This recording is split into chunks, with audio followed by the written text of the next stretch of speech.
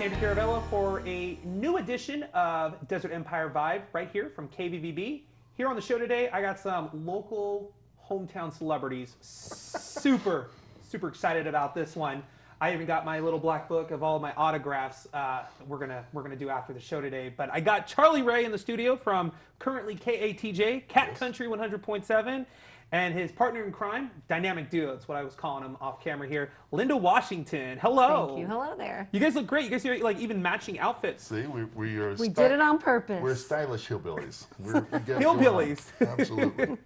Okay, so we know you from the afternoon show on Cat Country and stuff, doing the radio. You've been in radio now how long? About 30 years. I started in 1986. 1986. Oh my gosh. Long time. Don't be amazed. So, is there a difference between when you got started in radio versus now? Like, I'm sure there's a huge evolution and you've just seen it all. Everything's computerized now, where it wasn't. When I began, CDs were the hot thing, and at the first in the 80s, they had CDs in the 80s. Yeah, they had them. They were made out of stone, but CDs and still a few records at the stations that I first did. Started a little AM station where I started. Okay. But now everything's computerized. You don't have as much. The company has more control now because the computer can program everything out for you, what you're going to play, when you're going to play it, when you're going to talk. Where back in the day, the DJ had a little more input. So it's more, I guess you could say, it's more structured now for you than when you first got started. It's more consistent.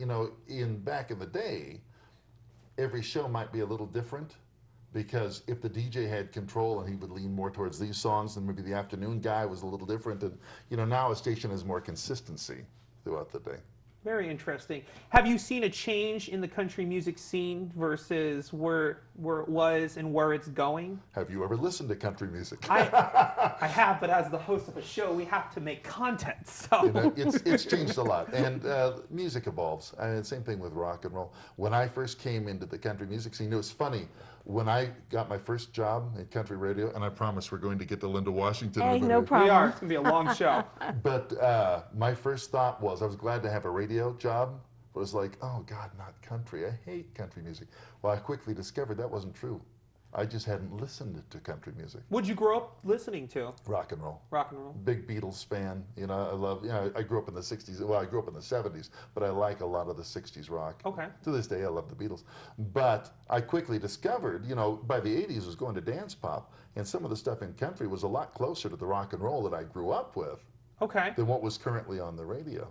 But it's changed. There were a lot of traditional sounding acts in the 80s and 90s. Randy Travis, Dwight Yoakam, who I love. Yeah. Then, of course, in the 90s, you had the growth of Garth Brooks and Shania Britney Twain. Spears of pop music. There you go. Oh, Shania Twain, that's my wife. I don't know if you know that. No, I didn't know that. Yeah, when I was 14, I discovered Shania Twain, and, we got married in my head. She's kept you quite a secret. She has. We don't talk a lot about it. She had a kid, she went through a divorce. I was there supporting her every step of the way. It's a little less country now. Yes. Country music, but there's things go in cycles. It'll come back. I hear actually, not just country music, but music in general is kind of moving back to like analog. Some artists are starting to record in analog again. A lot of the indie artists, a lot of the kind of punk stuff. It's funny, my daughter is into punk, and a lot of it's so lo-fi, but it's an intentional thing. What do you think about that? Like taking it back versus, continuing forward with this computerized sound? You know what? I'm far more concerned with the content of the music than I am, it's like with country. I don't care how you play it as long as it's got some soul to it. As long as there's good stories in it, I don't care what it sounds like. We're okay. That's pretty cool. Pretty cool. Are you a country fan yourself? Yes, We're hoping. I am. Yeah. Very cool. I sing country. Yeah. That's cool. Do you have any favorite artists that you grew up with? I grew up in Kansas, and every station was country. Oh, so you didn't know anything else? Nope. Yeah, there's a whole There was other one world. kind of music. And I know when I went to college, it was like, finally, we can hear some real music. But I didn't enjoy country when I was young. It was really twangy. So you knew there was another life out there. You just couldn't access it because you lived in Kansas. Exactly, in the middle of nowhere. I'll tell you what's funny, when we began playing together, I had to make her unlearn no. everything she had learned because she's a good singer. And she'd done a lot of harmony and vocal groups and all that. And had worked hard to get rid of all the twang and all the regional accent. And that's exactly what I wanted. I wanted to twang it up. And so she had to unlearn fast When I she was sang in with college, I sang with some groups, and the music professor worked really hard to train that twang out of me. And Charlie's like, you need to twang it up a little. It was like, ah! But yeah, it Absolutely. served me well. It's So still you guys there. have been, because Charlie's also here because he's also a musician as well. You guys have been together doing music for how long now? As a duo, 8 years. Yes. We played together in church bands. Okay. But now we talked off camera. Now you didn't know the name. I was crushed. But Graham Parsons was a guy that was he's kind of the father of alternative country. He died back in the 70s, but he discovered Emmylou Harris, and they did some great duets. And when I got into Graham... I'm being told that we have to take a commercial break, but we're going to continue the story in a hot minute. We'll be right back with Charlie Ray and Linda Washington. Don't go away.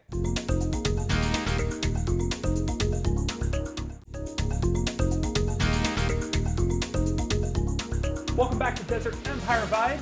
I'm your host, Andrew Caravella, right here on KVVB. Well, when we last left our dynamic duo, Charlie Ray and Linda Washington were telling us about Emmylou Harris. Emmylou Harris. And Andrew looked at me like, who? Country Music Hall of Famer. But she was discovered, she's very big throughout the 70s, 80s, and 90s. Like say she's in the Hall of Fame. But she got her start with Graham Parsons, who was a songwriter, and they did these duets together. And when I first heard them, you know, those voices would intertwine, and he wasn't a great singer, but he could really tell that story. And when you brought in that beautiful harmony, you know, it'd get you, you know. And I thought, I've got my own Emmylou. I've known Linda for years. She can do that. So that inspired us to start playing live as a duo, and it really fired my songwriting too. Did you know who he was before you met him? Like, was he like, I don't know if you know this, but I'm kind of a big deal? No, I did not know who he was. So he was humble about it all. She Yes. followed me around for weeks. Right, yeah. Let's go with that. Yeah, that's a better story. Yeah. So how did you guys meet to start doing music together? You guys in church, right? Mm-hmm. But like, what was your first interaction with him on like music-wise? Well, that was it. Actually, he joined me. Oh. I played the piano for the church for years. Okay. And then, you know, well, it was in the 90s when you started to Yeah. come, and they started to introduce more guitar and drums and stuff. And so Charlie had his guitar and started playing with us. And then we got the bass and the drums, and now it's a band more than just the piano. But from my perspective, Charlie joined me. Okay. All right, very That'll cool. do. That'll do. So you guys do, I guess, like more of the old school sound of country music for your guys' own music. We do three things. Okay. I'm a songwriter. And of course, you know, every songwriter wants his songs to be heard. Right. So the thing was, let's go somewhere we can do the songs that I'm writing.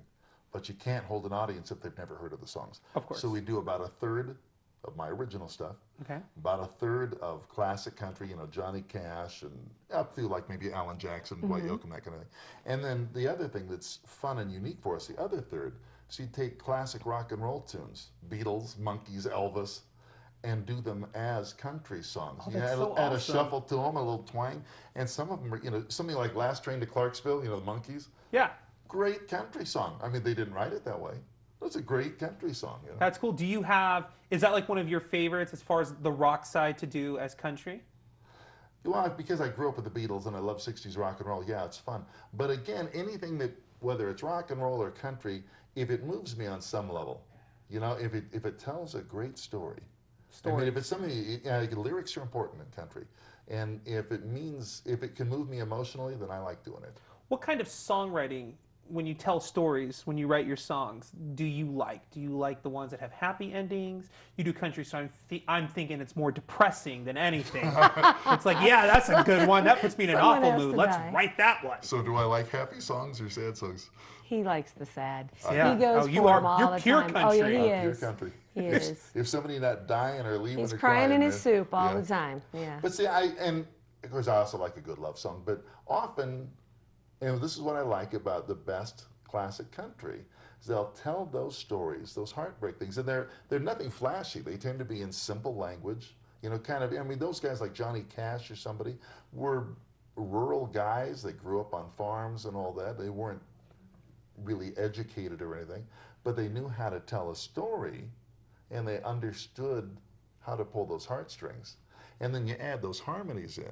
You know, there are moments, you know, we are just a local act, but there are moments when we've been playing when, you know, the song is right and the audience is listening and that harmony's in, and you know at that moment that we're the best performers in the whole world. And maybe it's only for that song or for the next 30 seconds, you know, but it's, you know, you're a musician. Yes. You've had those moments when you know that you're really, really good. That you're amazing. You Yeah. live for those. And where it's, and we've had the experience where you're playing and it's almost like you'll reach a moment, they call it in sports, you're in the zone, where the music kind of comes through you.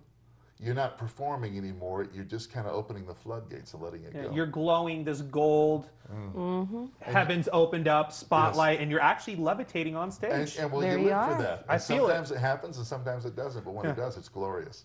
Have you ever had one of those hiccups on stage where you thought it was all that, and then it was like, oh, but this just happened? Shall we tell them the San Diego story? Yes. Is it that You bad? won't believe. This Oh is, yeah. do you have time for a story? This is a terrible story. I don't know. How long is it? Years ago, we had a chance to go down to San Diego. Actually, we kind of got ripped off. We got invited to this event that was a little bit of a scam. Actually, I'm being told that we are going to be taking a commercial break here. Okay, we'll tell you the story afterwards. So, It's a but I'm good sure one. it's good. It's It's a in good San one. Diego, that. right? Yeah. Yes. So, and then we're going to talk a little bit more about your songwriting structure as well. We're going to get technical here with Charlie Ray and Linda Washington. They're local celebrities, people. This is good stuff. So, and you know, you're watching this on television, so it has to be true. Absolutely. We'll be right back here on KVVB with Desert Empire Vibe in a hot minute. I'm Andrew Carvello. We'll be right back.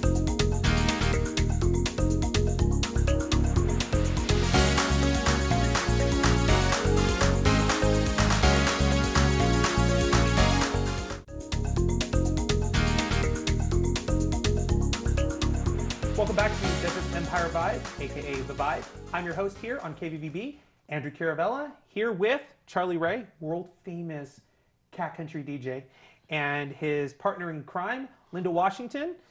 New album, Charlie Ray and Linda, Plain as Dirt. All of Plain as Dirt.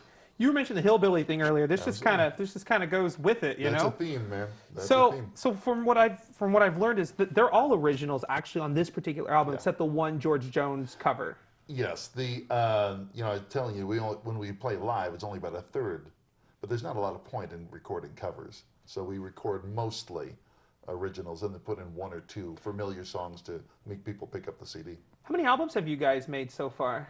3? Three. And a live one? Yes. Yeah, so 4. Okay, very cool. Okay, so let's get back to the story because we kind of left everyone on a cliffhanger here. Okay. San Diego. Yeah, we were talking about great moments in performing, those wonderful where you kind of rise above the music. Then we had a moment that wasn't quite like that. We got a chance to play at this event in San Diego. It was at a rugby event. I'm sorry, country music at rugby? Yes, I know. It was a rugby tournament. I don't think we realized that till we got there. All we knew was the promoters of this thing, and you had to pay to go play at this thing, was they were going to be Should have been our first clue, Yeah, should have right? known.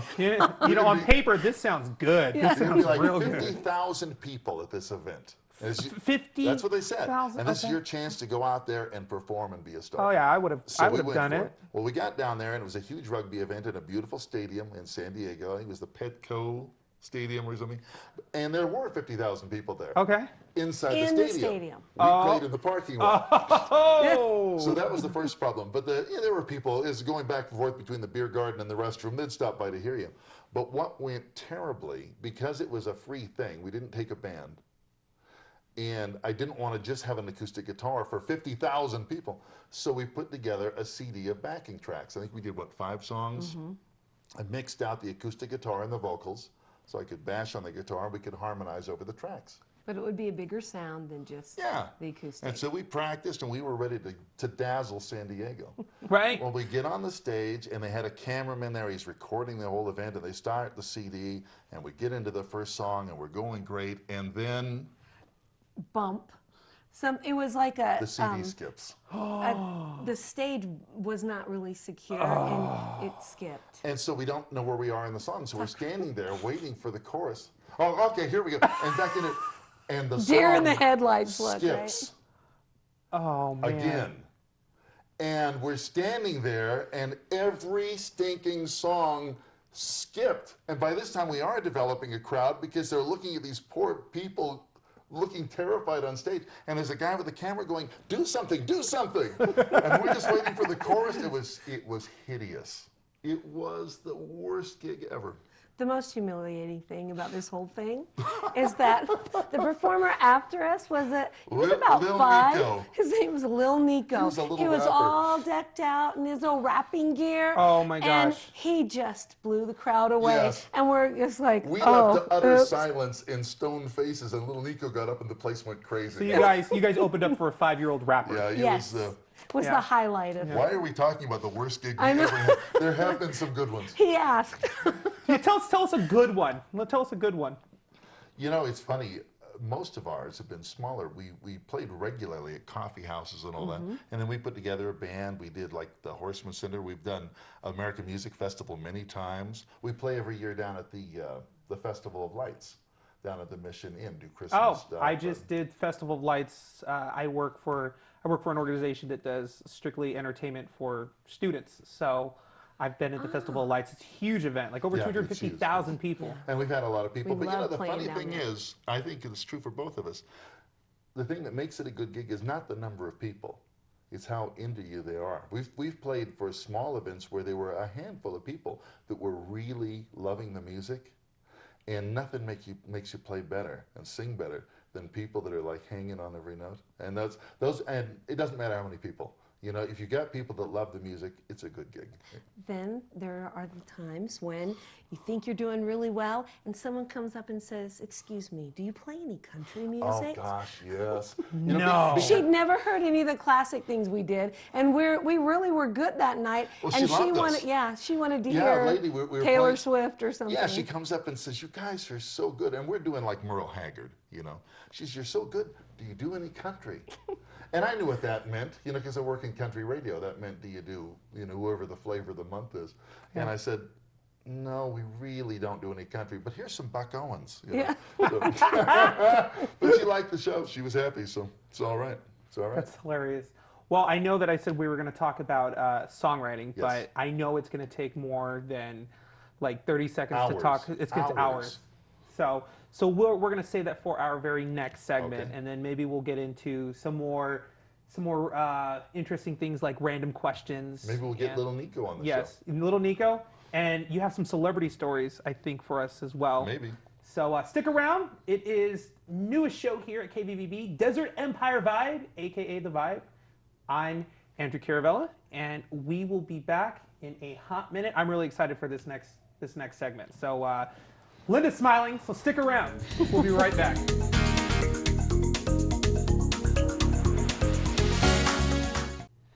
Welcome back to our final segment here at Desert Empire Vibe, exclusively on KVVB. You can check us out on Livestream at KVVB.TV, or you can even go to Hulu, which is kind of new. We don't do a whole lot of Hulu here in the high desert, but if you go to Hulu and you go to the live stream, just type it in KVVB and we'll be there as well. All right, Desert Empire Vibe, last segment. Charlie Ray, Linda Washington. Let's talk about Songwriting? songwriting, and then I want to talk a little bit about some celebrities. All right. So tell me about your songwriting process, because I know the process is different for everybody. It is. So what is your process when you go into writing a brand new song? Because country is about stories, and because I'm a storyteller, it starts with the lyrics for me. Maybe it's a title. Often I've had a lot of good songs that came because I thought of a good title. But that's kind of, I've got to have something to sing about, or there's no point in singing. So I come up with a good lyric idea, and then it'll come together through that. And Linda's, although I do most of the active writing, she's the best sounding board in the world, and I know if I make her cry. It was a good one. It was a good one. Okay. But, and we've collaborated on some. You know, songwriting has been a hobby of mine since I was a kid in school. But in the last 15 years, it's become much more serious. Do you feel like, even though you say, oh yeah, I really like the depressing ones, do you feel like the depressing songs come to you easier than traditional love songs? It's easier to be dramatic because it's easier. Now, you can't just do depressing songs. You have Right. to have the happy and relatable Right, of things. course, of course. But it's, you know, I think that's why so many artists have led such miserable lives. Because if you're in the pits of hell, you know, you've got something to talk about. Where if you're sitting on the couch and everything's good and you're watching Jeopardy reruns, you know, there's not a whole lot there, you know. Which there's nothing wrong with either, just for all of No, you. and it's, I'd rather not be a miserable person, but, you know. Very good, very good. Okay, so for you then, you like writing the songs and then putting the music under it, right? Yeah, they've kind of come together, but it starts with a lyric idea. And like I say, sometimes it starts with a title. An example, I no one will know the song, but I had it's one of the best things I ever wrote, a thing about domestic abuse, and I was driving down the 15 freeway in the Cajon Pass, and the title popped into my head. You know the expression, I know it like the back of my hand? Mm-hmm. Well, I thought, no. She knows it like the back of his hand. And it's a song about a woman that's lived in this awful relationship, and she's heard all the things he said to her over and over, and she knows it like the back of his hand because he's hit her with it before. And it was such a powerful phrase. Turned out to be a very, very powerful song. So I'm proud of it. You know, as a songwriter, people you want them all to be wonderful, and they're not. The vast majority Right. are. You know, you've done it long enough. You know, they're not horrible anymore. You reach a certain level of competency, but most are just okay. And then there's a small segment that are pretty good, and then there's a few that are really good. And Right. when you get one of those, it's a gift. That's awesome. I love hearing stories like that. So, okay, going back to being a DJ, you've interviewed several Over the successful years, people that are country western recording artists. Any come to mind that kind of just stick out? Nobody I want to brag about. I remember when, what's his name? Achy Breaky Heart. Billy Ray Cyrus? Yes. I mean, I'm sorry, Miley Cyrus's dad. Yes, Miley Cyrus' dad. For all you kids in the audience, I remember when he was new. He was at, I remember interviewing him and hosting a party bus to go to his concert, and he had like the one song, he had Achy Breaky Heart, Right, of course. which opened and closed the show, and he did the weirdest thing I've ever seen. The show ended, and the house lights came up, but he wouldn't leave the stage. He's doing a Rocky Balboa, he's got his arms up, and he's jumping up and down on the stage like, yeah! And it's like, do we go home now? And yeah, and we left Well, the at least building, we and know he was where jumping up and down. At least we know where Miley got it Yes. from. Just saying. All right, so before we wrap up the show, we gotta plug your stuff. So where am I finding you online? How do I find the musician side of Charlie Ray and Linda? We have a website that has plenty of original songs. There's lots of concert footage. It's got everything you could possibly want to know about us. If you just Google search Charlie Ray and Linda Washington, you'll find it. Or the website address is charlie-raymusic.com, because somebody already had Charlie Ray Music, charlie-raymusic.com. You can find our album there. You can also find it on Amazon if you look up Charlie Ray and Linda Washington. You guys on iTunes? Yes. Yeah. Right, that's So good. You can download the tunes, and this particular album, we've done several, and they're all fine. This one I'm proud of. Plain of Dirt. Plain So if as you're gonna Dirt, buy they're any good of songs. them, Start with that one. just start with That would be this the and then one. work your way backwards.